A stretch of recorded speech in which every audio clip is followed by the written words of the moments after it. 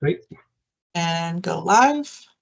And we are live. Hello, everyone. I'm Lacey Henderson, the Director of Career Services and Professional Development for the Jonsson School. And I'm so excited to have Erick Macias here today. Erick is a Senior Application Developer at TI, and we are so interested to learn more about TI and you. So thank you so much for being here. Thank you.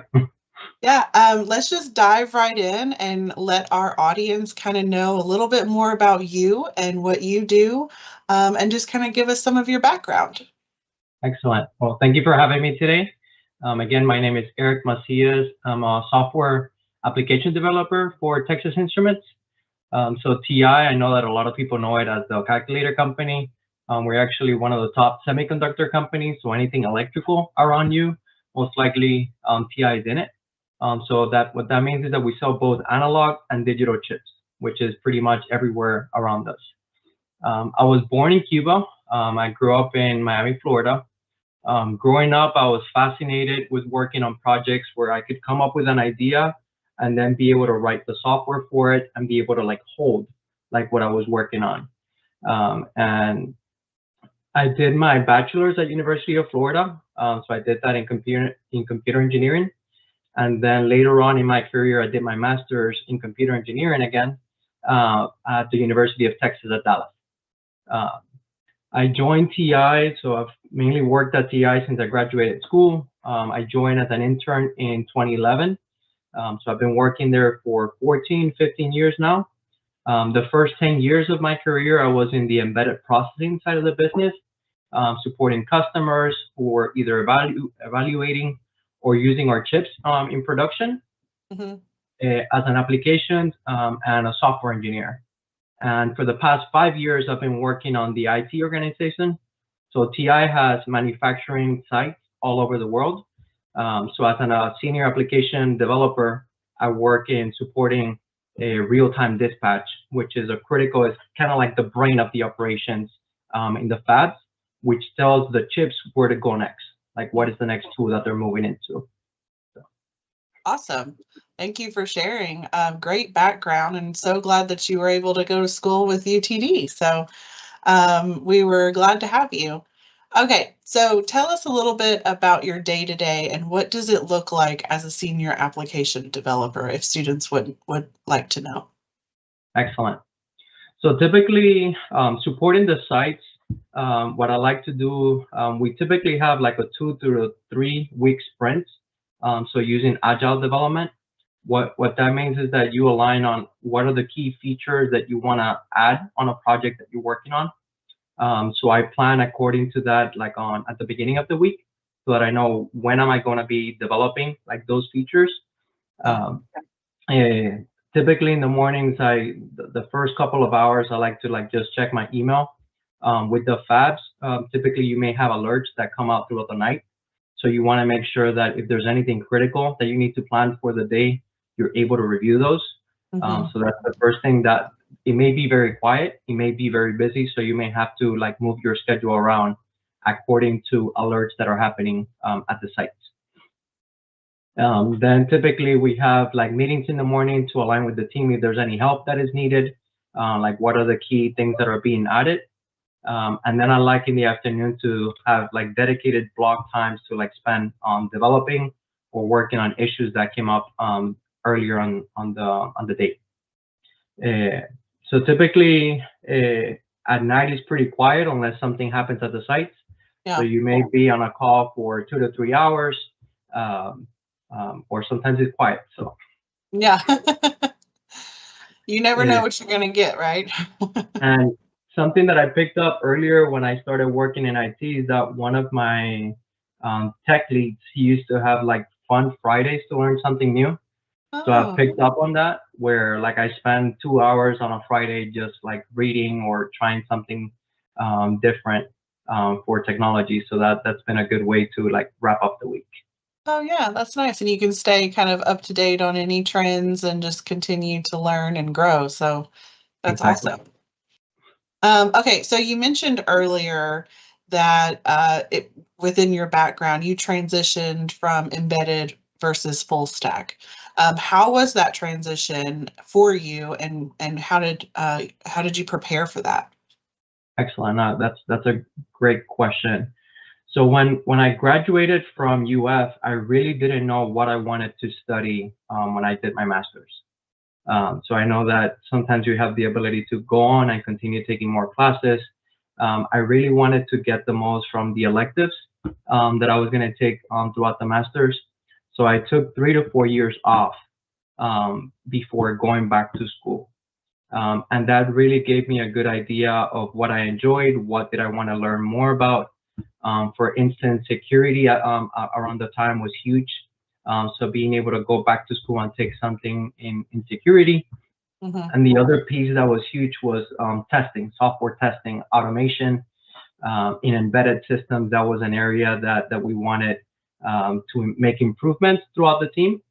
So really, I took it as a research discovery on what I wanted to take, and then I went and was able to do my classes at night.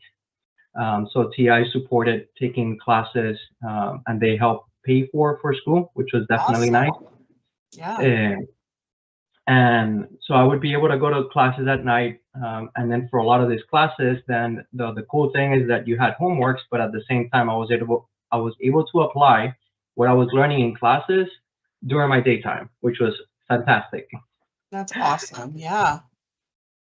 So So I it sounds like you were really able to apply what you were learning, and then that also helped you professionally too. Exactly. And the Yeah. other great thing at UTD is that we have a lot of the professors also work in industry. So Mm-hmm. you're able to learn about what is it like the challenges that they're facing, how is it that they're handling it. So it's not only like technical, but like practical knowledge that you're able to get and be able to apply on your day to day, which was excellent. Yeah, that really was helpful. Good. I'm glad.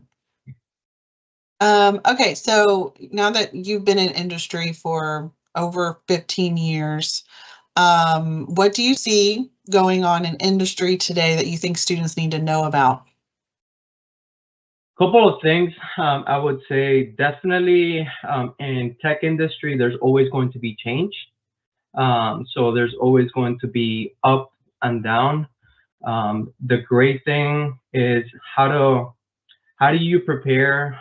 So one thing that TI has done really great is that they're always investing on how do we continue being efficient in industry. So really staying focused, no matter whether the market is high or the market is low. Understanding the why of the projects that you're working on, and making sure that you're able to execute within your lane, given your constraints, given what you're working on. That really is very important. Like you cannot control what's happening on the market, but you do have control as to what is it that you're working on and that you're executing on that project. So not letting other things impact it. And the other topic is really there's a lot of hype right now around AI, right? Absolutely. So I know there's a lot of concerns as to AI is going to take your job, or like AI. And I would say it's really a catch-22. I would definitely say that in a way, it's a great booster to help you learn faster, to help you get up to speed on things that before you would have had to spend a lot of time doing a lot of research. It can do a lot of that research for you. Right. At the same time, if you rely on it completely, then it really may deprive you from learning a lot of technical knowledge. If you have it just write all the code for you, then there's things that you would have learned throughout the process that if you completely let it do it for you, then you won't get it.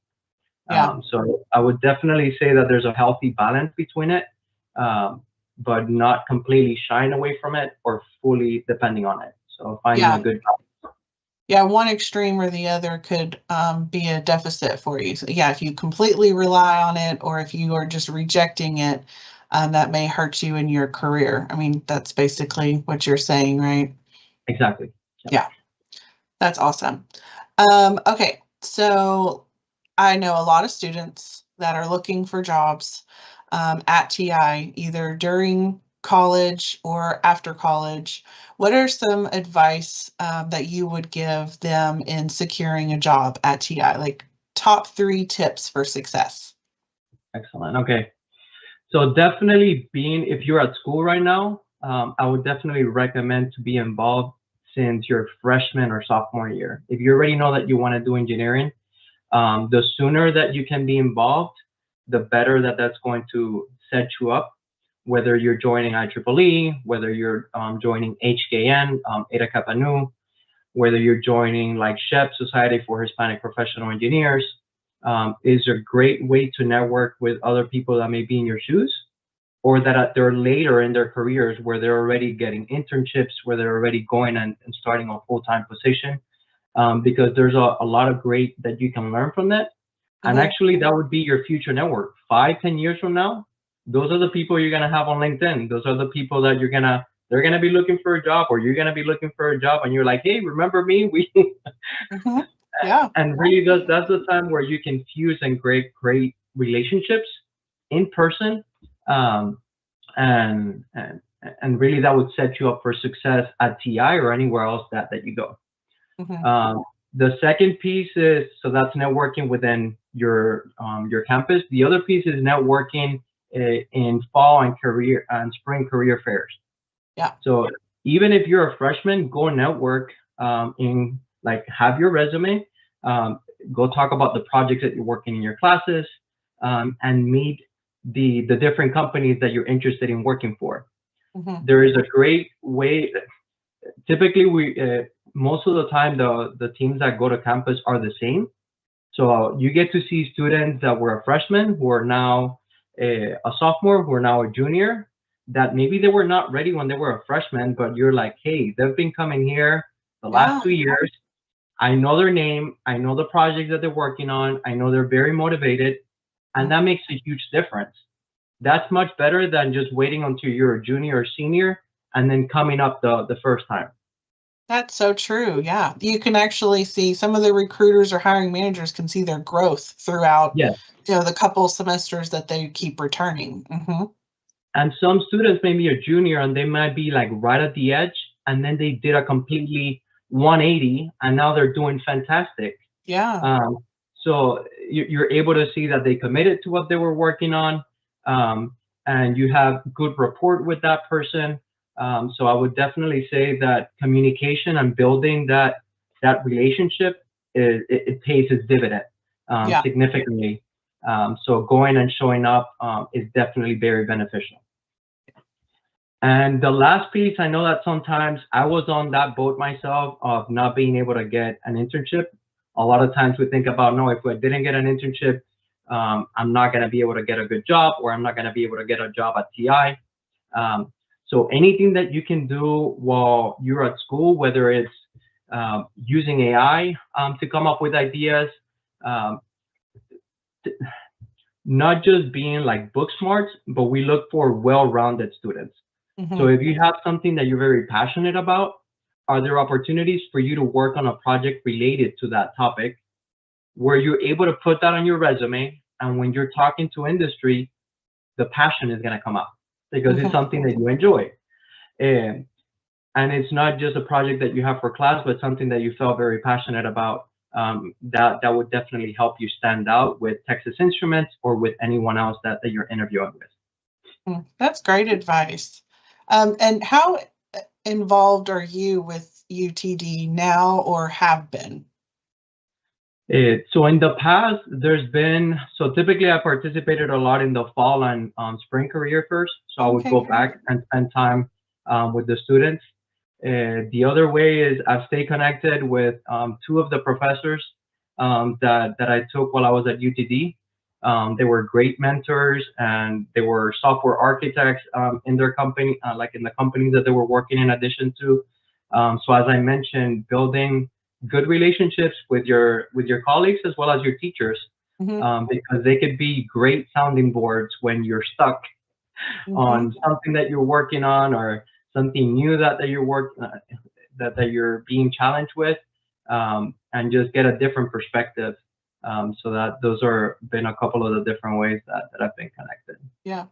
So networking, but also maintaining those relationships throughout the years are going to be beneficial. Yeah, even if it's just saying hello. Hi, Yeah. hey, just check it in. How's your year going? Yeah. How's the Yeah. family? You know, Yeah. something. Okay, so you're a recent graduate from grad school, right? Yep. Can't remember. Yeah. And then, so tell us how you overcame any barriers. How did you advocate for yourself in the industry? So for whether you're early in the career or you're later in the career, um, to be able to help advocate whether you're looking for a promotion, one thing that I've been doing for a long time is that once a month I like to sit down and write down what were the accomplishments that I had for that month. So it's just writing down the facts, and you can be as verbose as you want to be. Um, things that went well, things that didn't go well, and that gives you an opportunity to take a step back and understand what is the value that you're bringing on the projects that you're working on. Mm-hmm. And then that really enables you to, whenever you have like a mid-year review or an end-of-year review, or at Texas Instruments they have like the tech ladder, where you have to do an application so that you can be part of like the top 25% of the company. Mm-hmm. And you have that in front of you. You don't have to go back and think about what is it that Yeah. I did the past 6 months, what is it that I did the past year. Um, so that's been very helpful, to be proactive, Yeah. and you know what is the impact that you're having at the company, or if you're working on your resume. Yeah. If you have things that you professionally wanted to be working on, so this is good to have for the company or for projects that you have that you're working on your own. Mm-hmm. What is it that you've accomplished? What would you like to work on next? And then check in the next month. Um, so that really helps you advocate because you have the facts in front of you.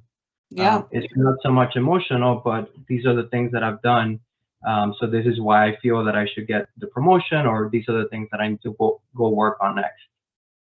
Yeah. So it's basically like keeping a list of like self-reflection throughout your professional years, Mhm. months, you know, even just, you know, weekly check-ins.